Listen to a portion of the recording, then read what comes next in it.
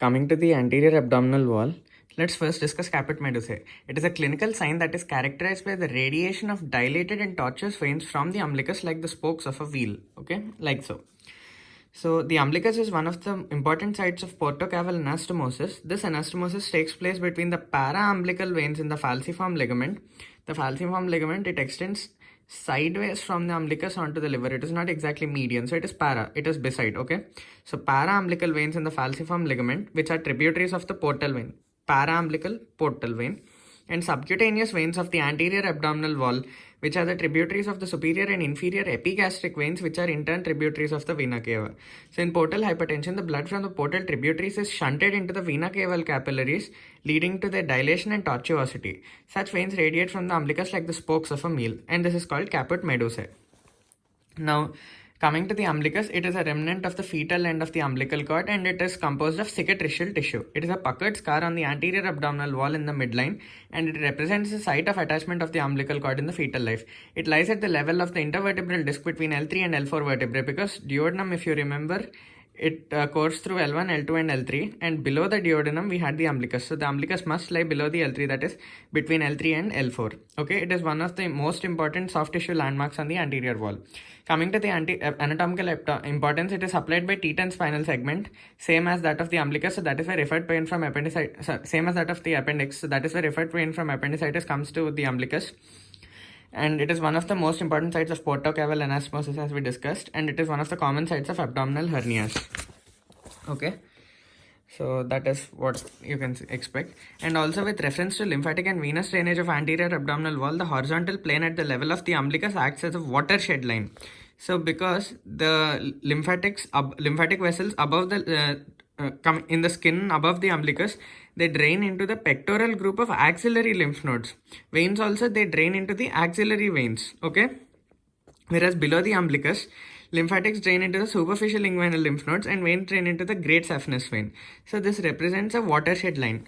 Coming to the embryological importance, the umbilicus is a meeting point of 4 folds of embryonic plate and 3 systems, that is digestive, excretory and vascular. Okay, it is the site of attachment of 4 embryological remnants. Ligamentum teres, it represents the left obliterated umbilical vein. Right and left median umbilical ligament, which is attached to the apex of the urinary bladder, and it represents the obliterated urachus. So coming to the right and left medial umbilical ligaments, as you can see here, they represent the remnants of 2 umbilical arteries. Okay.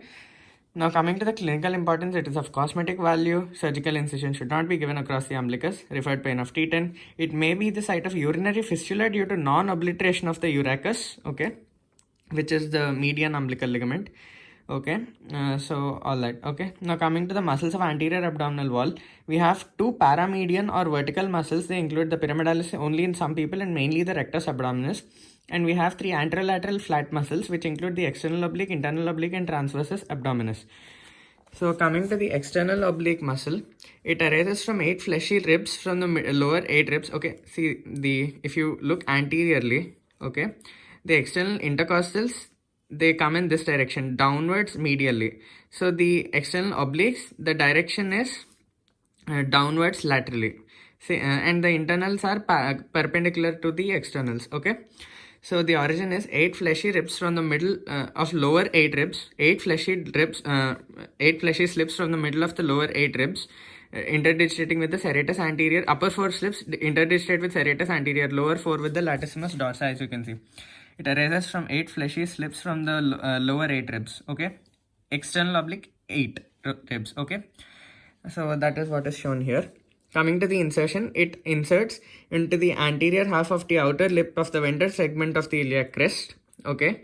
It also inserts by the inguinal ligament into the anterior superior iliac spine and the pubic tubercle. Okay. The inguinal ligament into the iliac crest, and also by aponeurosis, as you can see here, into the xiphoid process and the linea alba and the symphysis pubis and pubic crest.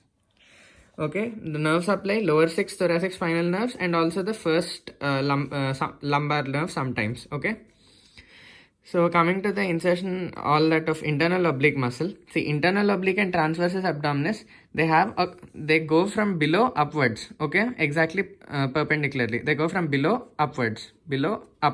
Okay. So the attachments include to the inguinal ligament, iliac crest, and thoracolumbar fascia. So origin: lateral 2/3 of the inguinal ligament, anterior 2/3 of the intermediate lip of the iliac crest, okay, and also thoracolumbar fascia. Whereas for the transversus abdominis, it is the inner lip of the iliac crest, lateral 1/3 of the inguinal ligament, and thoracolumbar fascia. Okay, coming to the insertion of internal oblique, the posterior part by fleshy fibers, it inserts into the lower 3 or 4 ribs and their costal cartilages. Remaining muscle is inserted by aponeurosis into the 7th, 8th, 9th costal cartilages, xiphoid process, linea alba, and all that.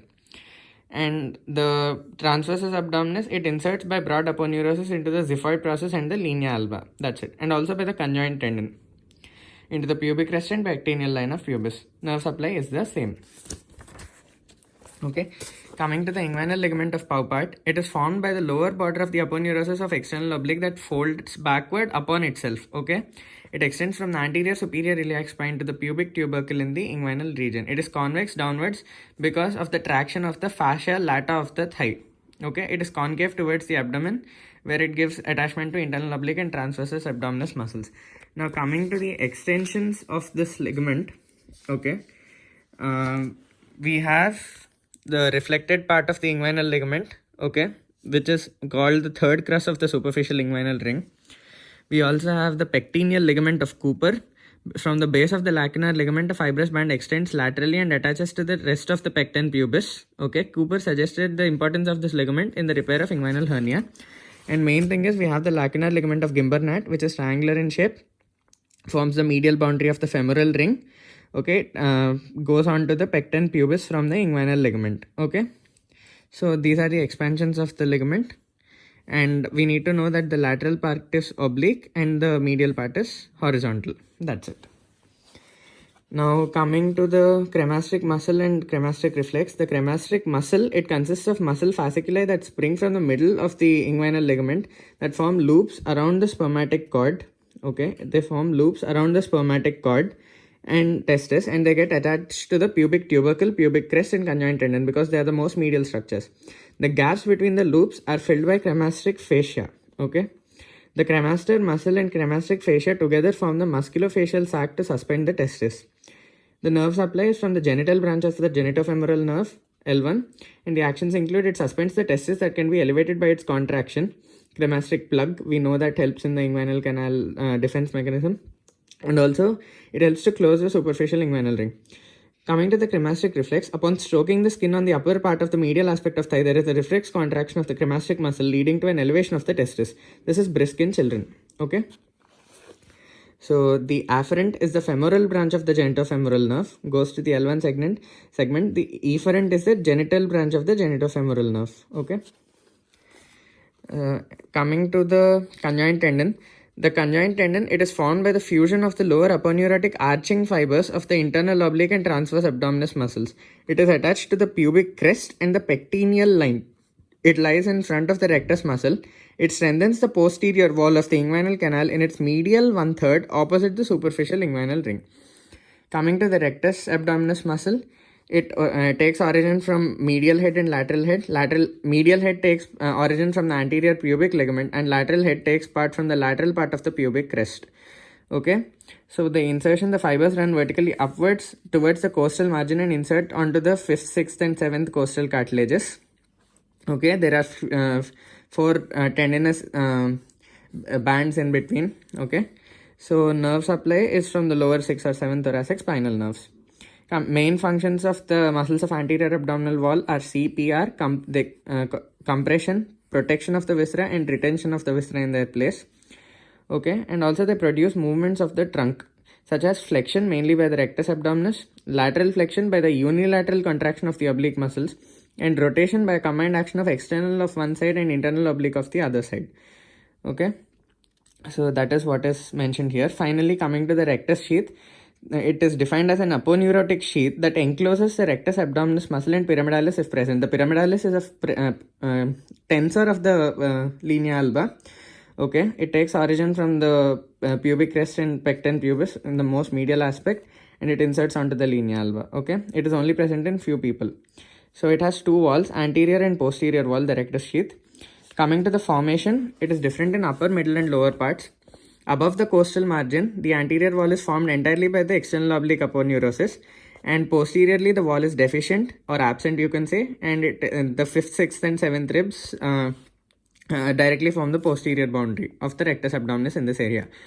In the middle aspect, that is from the costal margin down to the arcuate line, which is between the umbilicus and symphysis pubis, we have the external oblique anteriorly and anterior lamina of internal oblique anteriorly, and posteriorly we have the posterior lamina of internal oblique and the transversus abdominis. The internal oblique splits into 2 laminae.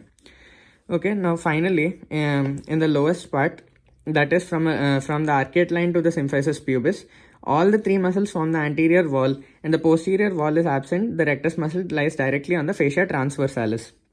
Coming to the contents of the rectus sheath, we have 2 muscles, rectus abdominis and pyramidalis, 2 vessels, that is superior and inferior epigastric arteries and their veins, and also the terminal parts of lower 5 intercostal nerves and the subcostal nerve, because they supply the abdominal muscles. Okay, functions. It prevents the bowing down of recti abdominis during contraction of the anterior abdominal wall, and it helps in maintaining the strength of the anterior abdominal wall. Coming to the applied anatomy, the aponeurotic sheaths of the left and right recti, they fuse in the midline to form the linea alba. In multiparous women, the upper part of the linea alba gets stretched and the gap leads to the divarication of the recti abdominis. Okay. Knowledge of rectus sheath and its contents help the surgeon to do laparotomy by giving a paramedian incision without cutting the rectus abdominis muscle. Okay, so as you can see here, these are the contents. We have the tendinous intersections, we have the rectus abdominis, we have the superior and inferior epigastric artery and vein also you can draw. Okay, and these are the posterior contents. Few extra points on the lateral border of the rectus abdominis muscles. We call it the linea semilunaris because see, the nerves, they enter the anterior abdominal wall muscles through this sheath on either sides, okay, through this linea semilunaris. So that is why it is advised not to give paramedian incision along the linea semilunaris, as it will damage the motor nerve supply to the anterior abdominal wall muscles. Okay, now coming to the other lines in this area, we have the arcuate line, because in the lower part of the rectus sheath, we know that the posterior wall is formed only by the fascia transversalis and a lunate shaped line is formed here. It is called the arcuate line. At the arcuate line, inferior epigastric artery runs into the rectus sheath. Okay. Now coming to the linea alba. So all the 3 interlacement of all 3 abdominal muscles forms the linea alba in the midline. It descends from the xiphoid process to the pubic crest, okay, and it has a important expansion as the fundiform ligament of the penis, okay, and also the fascia scarpa of the abdomen, which is a deep membranous layer of the superficial fascia.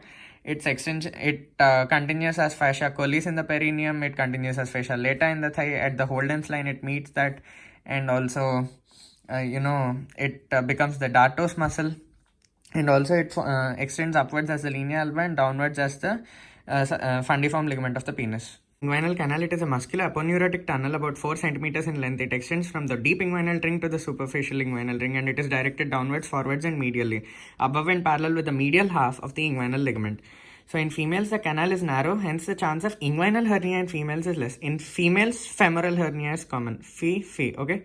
And in the newborns, the canal is directed almost straight downwards because the muscles of the anterior abdominal wall are not properly differentiated. Coming to the contents, it includes the spermatic cords in males or the round ligament of uterus in females. This is the entire content. The partial content is the ilioinguinal nerve. It enters the canal by piercing through the roof. Before piercing the roof, it is it is a mixed nerve, okay, conveying fibers from the L1 segment. But after entering, it becomes purely sensory in nature. Now coming to the boundaries of the canal, the anterior wall is formed entirely by the skin, superficial fascia and external oblique aponeurosis, and it is formed in the lateral 1/3 by the fleshy fibers of the internal oblique. That is why the internal oblique takes origin from the inguinal ligament in the lateral 1/3.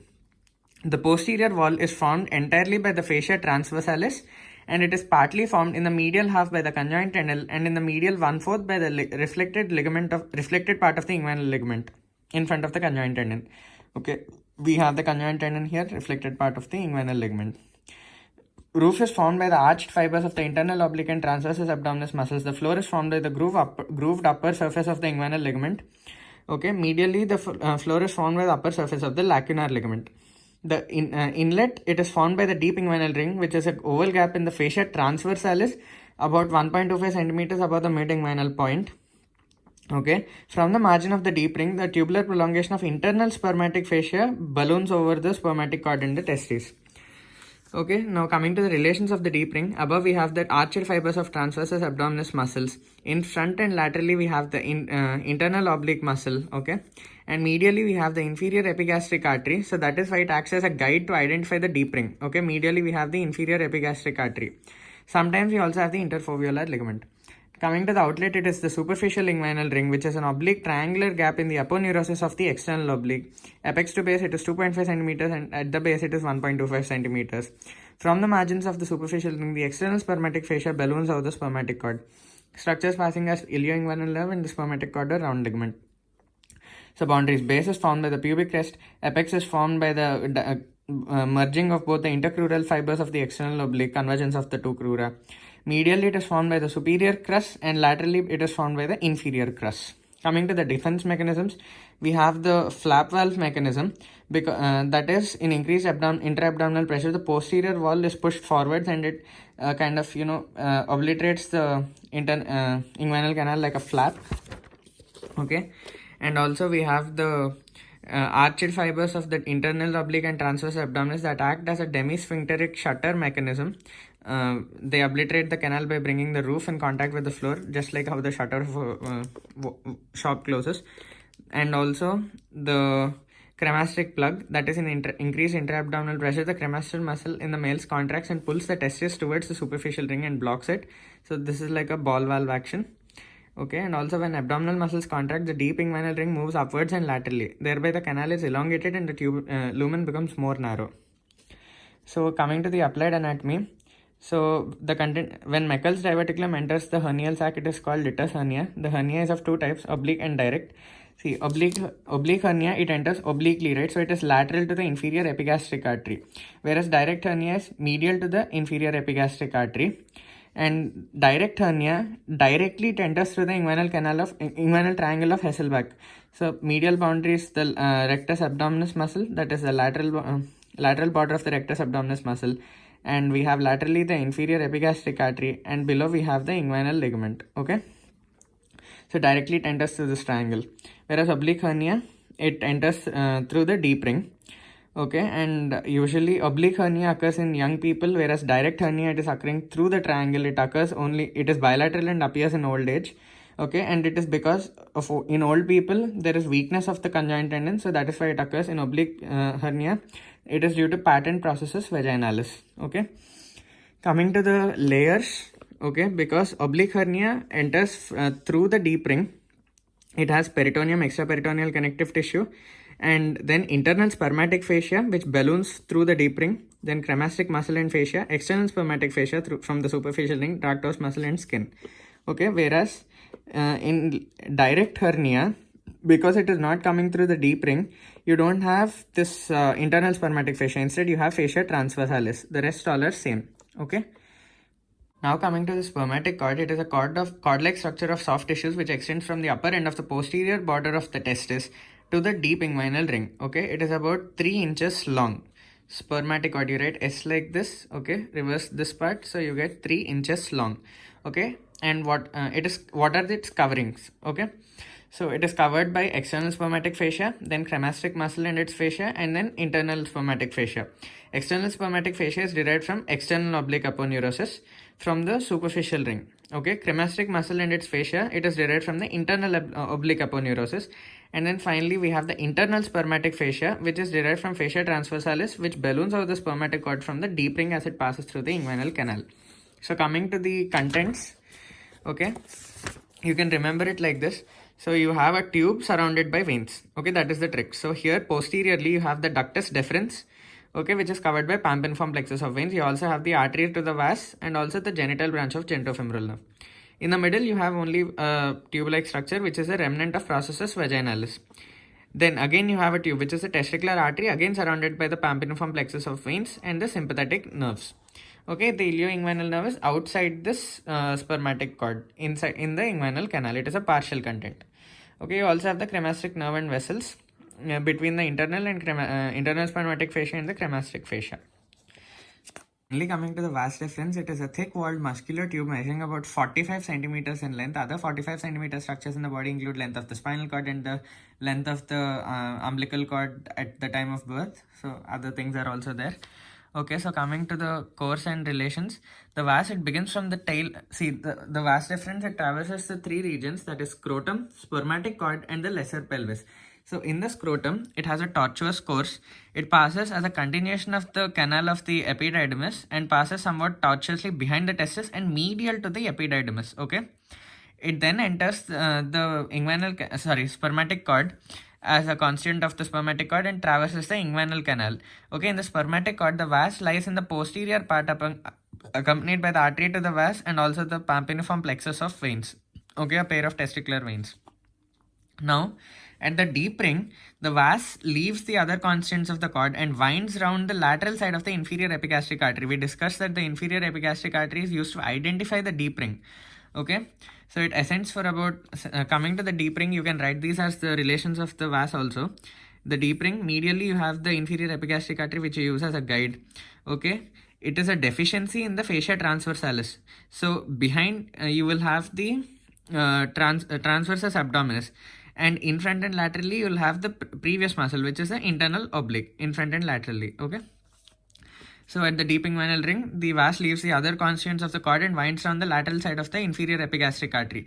It then ascends after winding around the inferior epigastric artery only for 2.5 centimeters in front of the external iliac artery. And then it passes subperitoneally backwards and downwards along the lateral pelvic wall.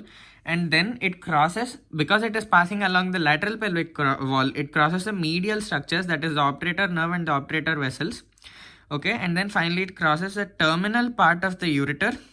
Okay, it crosses above and medial to the terminal part of the ureter, makes an angular bend downwards and medially, passes behind the base of the urinary bladder, in front of the rectal ampulla. Okay, you have the rectum somewhat here. Okay, in front of the rectal ampulla, behind the base of the urinary bladder, and then on the medial side of the seminal vesicle, medial side of epididymis, medial side of seminal vesicle.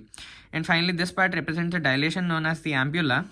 And finally, it approaches the base of the prostate and joins with the duct of the seminal vesicle to form the ejaculatory duct. So blood supply is supplied by the artery to the vas, which is a branch of the superior or inferior vesical artery. Okay, and so that's it. Coming to applied anatomy, we have the vasectomy. Few minute corrections. The pyramidalis muscle, it takes origin from the symphysis pubis and the pubic crest and inserts onto the linea alba. That is one thing. Second thing, when you are asked about the inguinal ligament, draw this diagram, because posteriorly the fascia transversalis and iliaca also, they merge with the posterior margin of the inguinal ligament.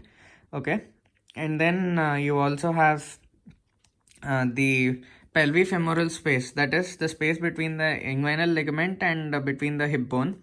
Okay, it is the pelvifemoral space which transmits certain structures.